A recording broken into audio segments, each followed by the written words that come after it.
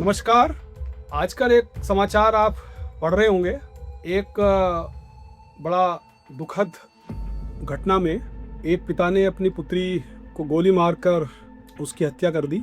निश्चित रूप से बड़ा हृदयविदारक घटना है और समाज के लिए भी कई सवाल खड़ा करती है और विशेषकर उस परिवार जहाँ पर के नुकसान हुआ है उसके लिए बहुत बड़ी शून्यता उत्पन्न हो जाती है। तो जहाँ हम सबको एक समाज के रूप में ऐसी घटनाओं को कंडेम तो करना ही चाहिए और ये भी सोचना चाहिए कि इस तरह की घटनाएं क्यों होती हैं, क्या ऐसा कारण रहा होगा। ये बहुत सारे सोशल साइंटिस्ट का, मनोवैज्ञानिकों का भी कार्य है। पुलिस का एक इन्वेस्टिगेशन एजेंसी के रूप में कार्य है कि वो इसके बारे में वर्कआउट करे, पता लगाए।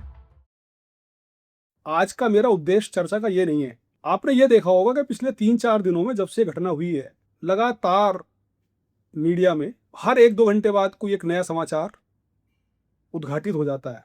आजकल हम लोग एक ऐसे युग में रह रहे हैं जहां पर इंफॉर्मेशन का एक्सप्लोजन है, सूचनाएं बहुत हैं। सूचना युग में हम लोग रह रहे हैं। तकनीकी रूप से बड़ा समृद्ध युग है। हमारे देश में अनेकों ऐसे इलेक्ट्रॉनिक मीडिया चैनल्स हैं जो 24 आवर्स हमें समाचार देते हैं। मीडिया की, विशेषकर इलेक्ट्रॉनिक मीडिया की तत्काल खबरें देने में एक बहुत महती भूमिका है। और लोकतंत्र में जैसे बहुत साल पहले, करीब 30-40 या 50 साल पहले, या थोड़ा सा और उसके आगे चले जाएं, तो 3 उसके महत्वपूर्ण अंग माने जाते थे: विधायिका, कार्यपालिका और न्यायपालिका। लेकिन ये बहुत पुरानी बात हो चुकी है, जबकि स्वतंत्र मीडिया, प्रेस को भी एक चौथे स्तंभ के रूप में सर्वग्राह्य मान्यता प्रदान कर दी गई है और ये एक्सेप्टेड फैक्ट है और बहुत ही सकारात्मक, स्वागत योग फैक्ट है। किसी भी लोकतंत्र की समृद्धि, मैच्योरिटी के लिए आवश्यक है कि उसमें एक उतना ही समृद्ध, उतना ही मैच्योर, उतना ही उत्तरदायी, रिस्पॉन्सिव और रिस्पॉन्सिबल मीडिया, चाहे वो प्रिंट मीडिया हो, इलेक्ट्रॉनिक मीडिया हो या सोशल मीडिया हो, वो भी काम करे। पिछले 10-12-15 साल में सोशल मीडिया की मशरूमिंग एक हुई है, मशरूम ग्रोथ हुई है। वो एक अलग इशू है। आप सारे मीडिया को अगर इकट्ठा उठा के लें, चाहे वो प्रिंट मीडिया हो, इलेक्ट्रॉनिक मीडिया हो या सोशल मीडिया हो, ये सही है कि जहाँ वो एक और उनका कार्य है समाचार देने का, समाज को जागृत करने के बारे में, समाज की समस्याओं को उठाने में उनकी बड़ी महती भूमिका है। सरकार के क्या कार्यक्रम हैं, सरकार की क्या नीतियाँ हैं, सरकार के कहाँ दिक्कतें हैं, अंतर्राष्ट्रीय फलक पर क्या-क्या घटनाएँ घटित हो रही हैं, खेल के जगत में क्या हो रहा है, मनोरंजन के जगत में क्या हो रहा है। ये सारे समाचार से आपको अवगत कराना उनका कार्य है, वो करते हैं, बहुत अच्छी बात है। लेकिन इसी में क्या होता है कि चूँकि अब कहीं सरकारी मीडिया काफ़ी पीछे छूट गए हैं और जो प्राइवेट मीडिया है, उसने हमारे जीवन में, हमारे जो ड्राइंग रूम में जो टीवी लगा है, उसमें फ्रंट की जगह अख्तियार कर ली है। निश्चित रूप से ये तभी चल पाएँगे मीडिया जबकि इनको प्रॉपर फंडिंग होगी और वो फंडिंग आती है कमर्शियलाइज़ेशन से, वो फंडिंग आती है विज्ञापनों से और विज्ञापन जनरेट होते हैं टीआरपी से, कि जितने ज़्यादा लोग उसको, मीडिया को, उसके चैनल को, उसके समाचार को देखेंगे, उसकी सीरियल्स को देखेंगे, उनकी कहानियों को देखेंगे, उतना ही ज़्यादा टीआरपी होगा। जितना टीआरपी होगा उतना ही ज़्यादा विज्ञापन मिलेंगे, उतना ही महँगा रेट होगा, उतना ही रेवेन्यू जनरेट होंगे, उतना वो बेटर स्टाफ लगा सकेंगे, उतना बेटर कलेक्शन ऑफ न्यूज़ हो सकेगा, उतना better transmission and kind of dissemination of news हो सकेगा। एकदम सही है। ये बिल्कुल जो चेन एक बनी हुई है, ये बहुत आवश्यक है। लेकिन इसमें जो एक, और निश्चित रूप से ये भी सही है कि कंपटीशन होना ही है, वो मानव स्वभाव है कि जब भी 2 या 2 से अधिक व्यक्ति कोई एक काम करते हैं तो उनमें एक दूसरे से थोड़ा आगे निकलने की जो एक प्रतिस्पर्धा, बहुत स्वाभाविक है। लेकिन कभी-कभी दोस्तों, विशेषकर ऐसे मामलों में जो सनसनीखेज अपराधों से जुड़े हुए हैं, मीडिया जाने-अनजाने, ये तो मैं टिप्पणी नहीं करूँगा, एक ट्रायल शुरू कर देता है। उसी को हम लोग कहते हैं आम बाल बोलचाल की भाषा में मीडिया ट्रायल। तो ये मैंने आपको जो बैकग्राउंड बताई वो ये बताई कि मीडिया ट्रायल क्या होता है और मीडिया ट्रायल क्यों शुरू होता है। उसके बाद फिर एक सिलसिला शुरू होता है जब लगातार एक ही विषय पर खबरें चलना, और उसके बाद फिर विशेषज्ञ आते हैं, उनकी ओपिनियंस आती हैं, पूरा का पूरा एक इकोसिस्टम शुरू होता है। उसमें सबका अपना अपना योगदान है, लोकतंत्र है, जैसा मैंने शुरू में ही बताया, सबको अपनी बात कहने का अधिकार है।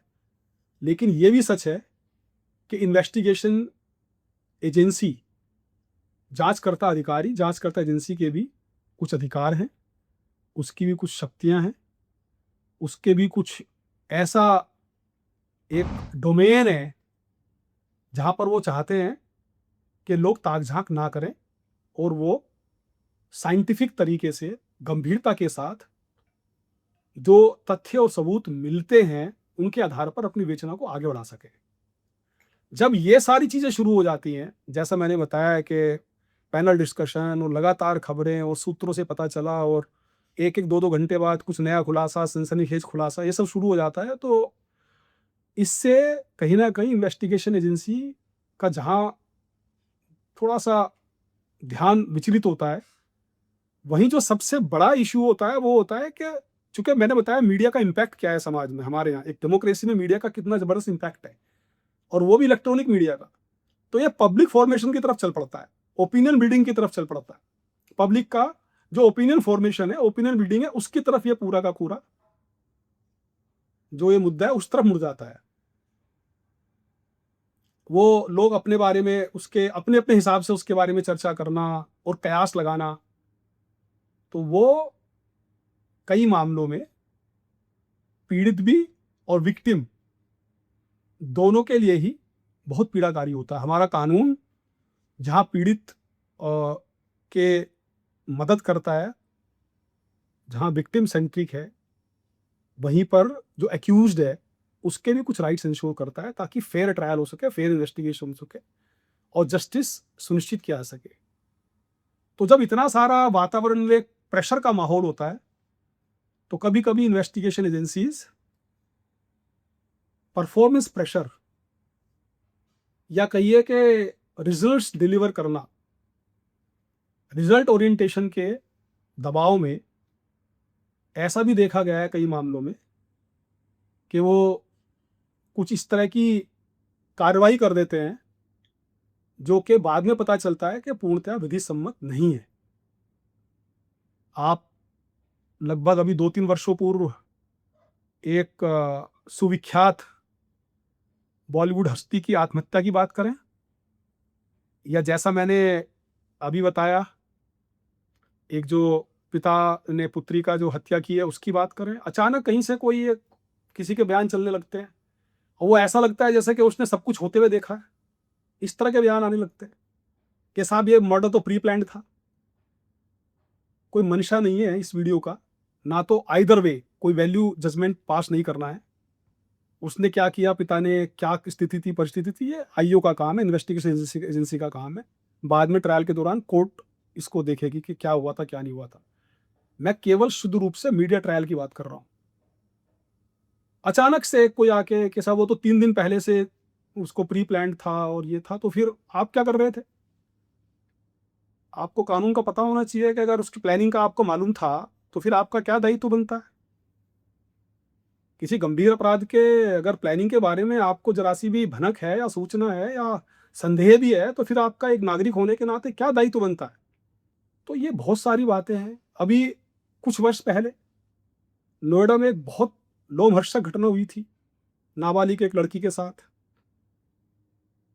नाम में लेना नहीं मेरा उचित नहीं है, लेकिन आप समझ रहे होंगे उसमें क्या हुआ। 6 महीना 5 महीने तक लगातार एक एक चीज पूरा नक्शा नजरी सहित मीडिया ने पूरा बना दिया, और उसके बाद उसकी विवेचना का क्या हश्र हुआ। तो मैं बड़ा ही विनम्र मेरा सबमिशन है, कहीं कोई रोक नहीं है किसी का। जब जैसा मैंने बताया कि ये बहुत अच्छी बात है कि मीडिया को अवेयर करना चाहिए, पब्लिक को जागृत करने का उसका अधिकार भी है और उसका कर्तव्य भी है, और होना ही चाहिए एक मजबूत लोकतंत्र में। लेकिन हम लोग खबरों के आगे जाके वहां तक अपने आप को रोक ले जहां पर कि ये ऐसे मीडिया ट्रायल में कन्वर्ट ना हो जाए, ऐसे मीडिया ट्रायल में कन्वर्ट ना हो जाए जो कि दोनों ही पक्षों के लिए, अभियोजन पक्ष या बचाव पक्ष, दोनों के लिए ही दबावकारी हो या पीड़ादायक हो। मैं बार बार रिपीट कर रहा हूं, अंत में फिर कहना चाहता हूं कि ये मेरी व्यक्तिगत ओपिनियन है और इसके बारे में निश्चित रूप से थोड़ा मंथन करना पड़ेगा कि कहाँ तक हमारा फुल स्टॉप होना चाहिए। बहुत बहुत धन्यवाद। जय हिंद।